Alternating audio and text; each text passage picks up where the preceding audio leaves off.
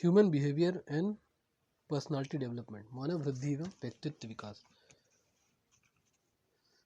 मानव वृद्धि और विकास दो विभिन्न प्रक्रियाएं हैं।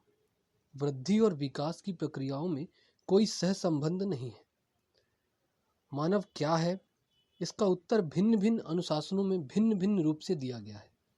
प्राणी विज्ञान में मानव को केवल प्रकृति के एक उच्च जीव के रूप में लिया जाता है।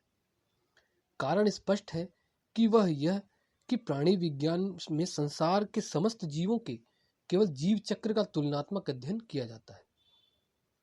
समाजशास्त्र में मानव को केवल एक सामाजिक प्राणी माना जाता है, क्योंकि उसमें मानव के केवल सामाजिक संबंधों का अध्ययन किया जाता है।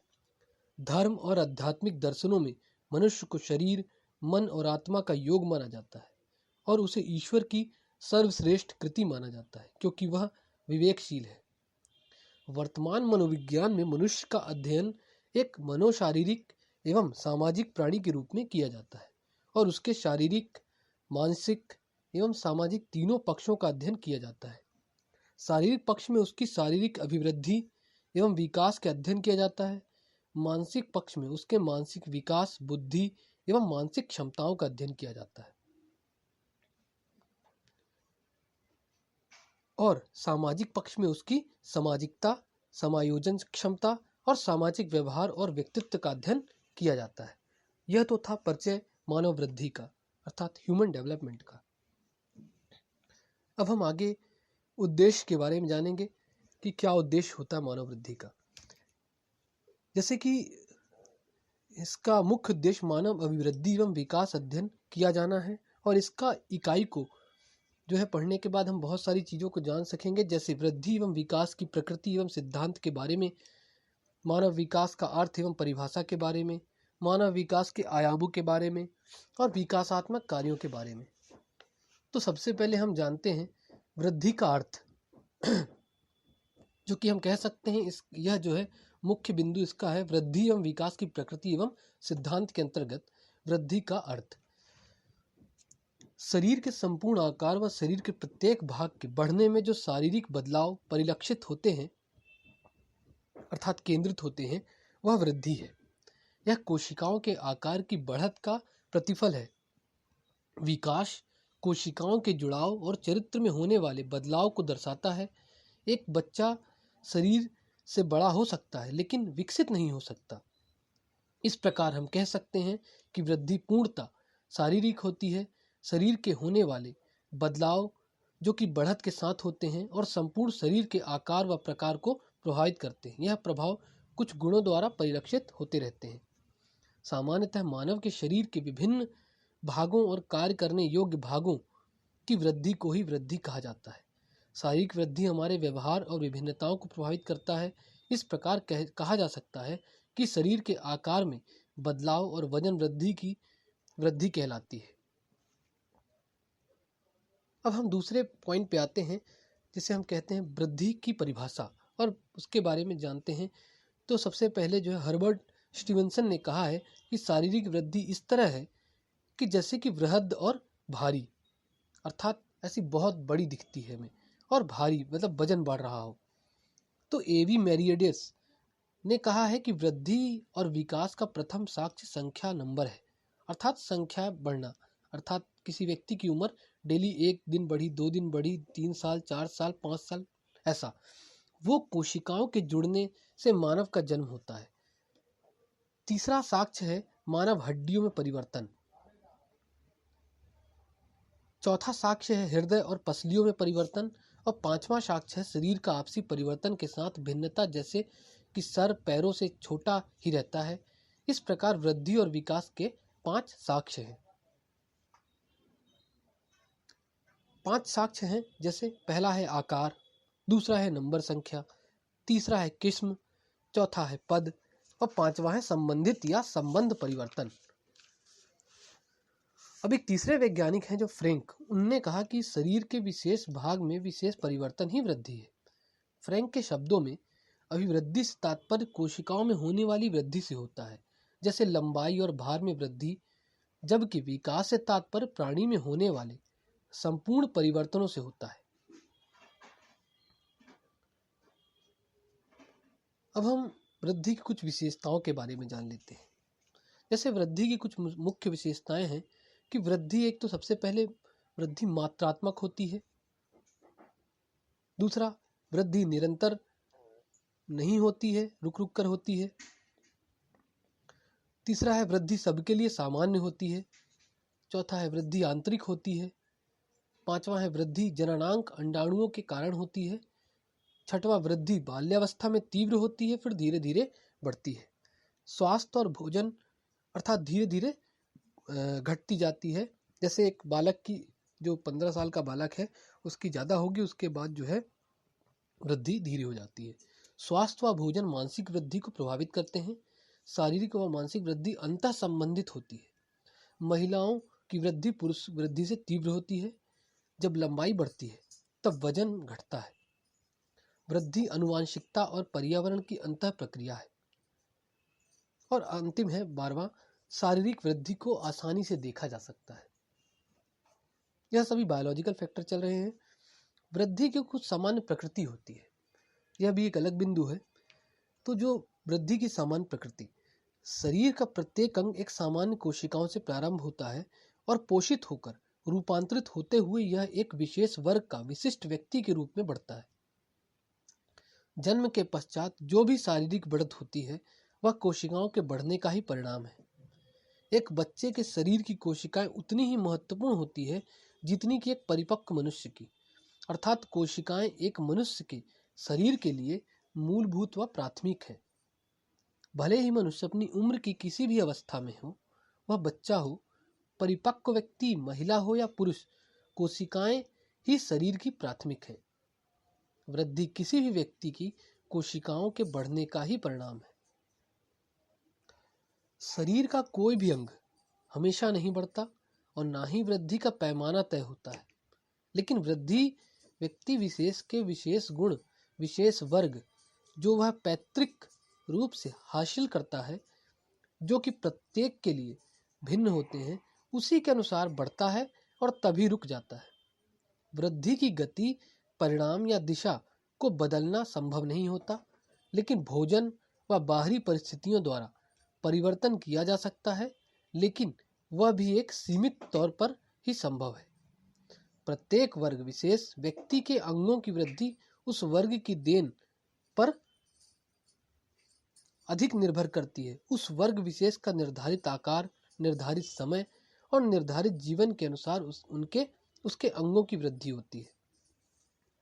शरीर रचना का उसके पर्यावरण के साथ जो पारस्परिक क्रियाओं का परिणाम वृद्धि है। मैलाग्रा ने वृद्धि को परिभाषित करते हुए कहा है कि वृद्धि एक ऐसी प्रक्रिया का परिणाम है जो कि अंतः शारीरिक क्रियाओं व अंतः पर्यावरणीय क्रियाओं के अडिग परिवर्तित या अंतः परिवर्तन के द्वारा होता है। इस प्रकार आनुवंशिक गुण व पर्यावरणीय गुण, ये दो मुख्य ऐसे गुण हैं जो वृद्धि में महत्वपूर्ण भूमिका निभाते हैं।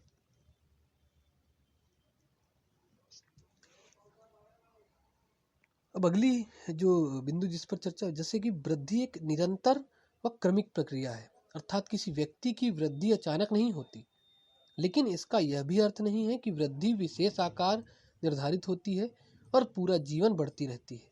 कुछ समय तक तीव्र होती है तो कुछ समय बाद एक ठहर से के साथ बढ़ती है और फिर सामान्य रूप से बढ़ती है।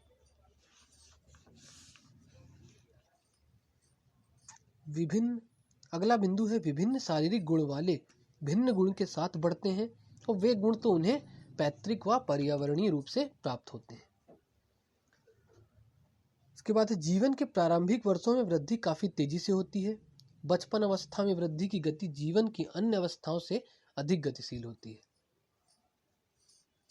तो यह तो थी वृद्धि की सामान्य प्रकृति, जो कि काफी लंबी थी,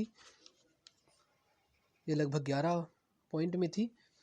अब जो है अगली बात है मानव विकास का अर्थ एवं परिभाषा।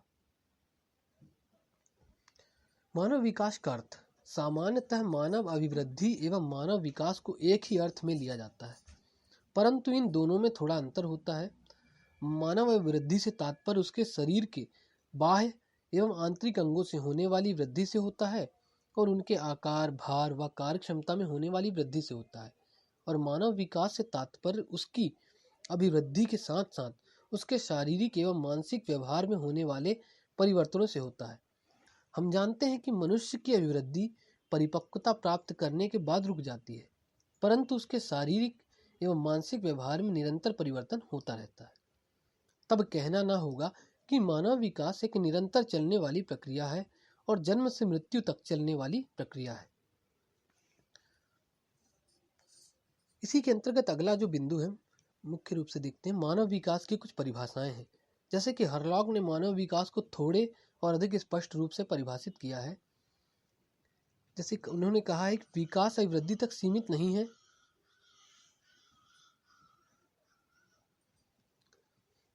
अपितु इसमें परिवर्तनों का वह प्रगतिशील क्रम निहित है जो परिपक्वता के लक्ष्य की ओर अग्रसर होता है। विकास के परिणाम स्वरूप व्यक्ति में नवीन विशेषताएं और नवीन योग्यताएं प्रकट होती हैं। यूं यह परिभाषा अपने में सही है कि प्रत्येक परिवर्तन को हम विकास नहीं कह सकते। प्रगतिशील परिवर्तन ही विकास की कोटि में आते हैं, परंतु इसमें एक कमी है और वह यह है कि विकास कभी परिपक्वता को प्राप्त नहीं होता। यह तो एक निरंतर चलने वाली प्रक्रिया है। हमारी दृष्टि से विकास की प्रक्रिया को कुछ निम्नलिखित रूपों में परिभाषित कर सकते हैं। जैसे मानव विकास एक निरंतर एवं प्रक्रिया है जिनके द्वारा व्यक्ति में मात्रात्मक एवं गुणात्मक वृद्धि होती है। नई नई योग्यताएं और विशेषताएं प्रकट होती हैं और उसके व्यवहार में ऊर्ध्वगामी परिवर्तन होता है। अगला बिंदु है मानव विकास के सिद्धांत। मानव विकास का अर्थ एवं परिभाषा के अंतर्गत और मानव विकास अर्थ जानने के बाद, मानव विकास परिभाषा जानने के बाद हम मानव विकास के सिद्धांत के बारे में जान रहे हैं। जैसे मानव विकास का सिद्धांत विभिन्न विकासात्मक परिवर्तनों की व्याख्या के लिए अनेक मनोवैज्ञानिकों ने सिद्धांतों का प्रतिपादन किया है। यद्यपि विकासात्मक सिद्धांतों के प्रतिमान की बात कोई नहीं है, फिर भी इतना तो अवश्य है कि पहले की व्याख्याओं की तुलना में आधुनिक सिद्धांत विकासात्मक प्रक्रमों का अपेक्षाकृत अधिक विश्वसनीय लेखा जोखा प्रस्तुत करने में सफल है। सिद्धांतों के प्रतिपादन का यही मूल उद्देश्य होता है और किसी प्रतिपादित सिद्धांत द्वारा इस उद्देश्य की पूर्ति होनी ही चाहिए, अन्यथा वह अपना महत्व धीरे धीरे खो देता है। विकासात्मक मनोविज्ञान की ऐतिहासिक समीक्षा से पता चलता है कि सन 1920 तक इस क्षेत्र के मनोवैज्ञानिकों का मूल उद्देश्य विकासों का वर्णन ही था और उस समय तक ना तो वैज्ञानिक संप्रत्ति ही आज की ही तरह विकसित हो पाए थे और ना ही अध्ययनकर्ताओं का दृष्टिकोण विचारधाराओं से यथोचित रूप से प्रभावित था। परंतु संप्रति स्थिति पूर्णतः भिन्न है। अब वैज्ञानिक संप्रत्तियों एवं विचारधाराओं की कमी नहीं है और परिणाम स्वरूप इस क्षेत्र के मनोवैज्ञानिकों का दृष्टिकोण वैज्ञानिक अवधारणाओं को अधिक महत्व दे रहा है, क्योंकि ऐसा करने से विषय वस्तु की ठोस रूप में विवेचना करने में सहायता मिलती है एवं कारण तथा प्रभाव में प्रकारात्मक संबंध भी स्थापित होता है। वैज्ञानिक अध्ययनों का यही मूल उद्देश्य होता है और आधुनिक व्याख्याओं में इस मान्यता को प्रयुक्त करने की पूरी कोशिश भी की जा रही है।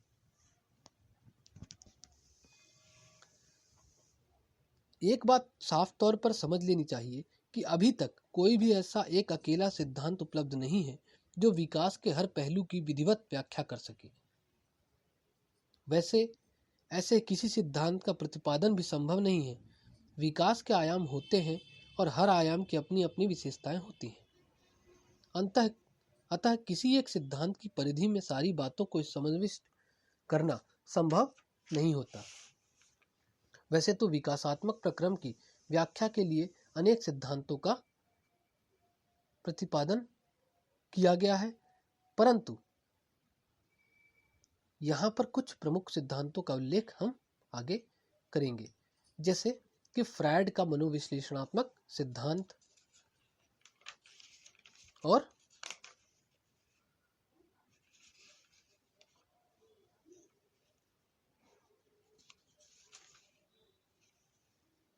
एरिक्सन का मनोसामाजिक सिद्धांत। इसे हम अगली जो है ऑडियो में सुनेंगे।